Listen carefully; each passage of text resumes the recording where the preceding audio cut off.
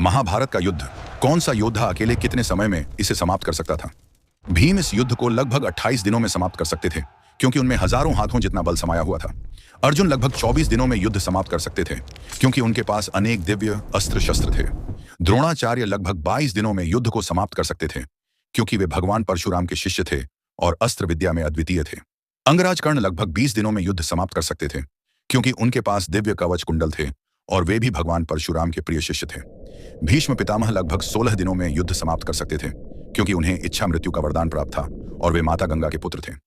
बलराम मात्र 5 दिनों में युद्ध समाप्त कर सकते थे, क्योंकि उन्हें शेषनाग का अवतार माना जाता है और उनका बल अतुलनीय था। भगवान परशुराम तो केवल कुछ ही क्षणों में युद्ध समाप्त कर सकते थे, क्योंकि उनके पास देवी आदि शक्ति से प्राप्त अमोघ बाण थे और वे महादेव के शिष्य थे, साथ ही स्वयं नारायण के अवतार माने जाते हैं। हनुमान जी केवल एक ही क्षण में युद्ध समाप्त कर सकते थे, क्योंकि वे महादेव के रुद्र अवतार थे और उनकी शक्ति असीम थी। और श्री कृष्ण के लिए तो युद्ध समाप्त करना क्षण भर का काम था, क्योंकि वे स्वयं भगवान नारायण थे।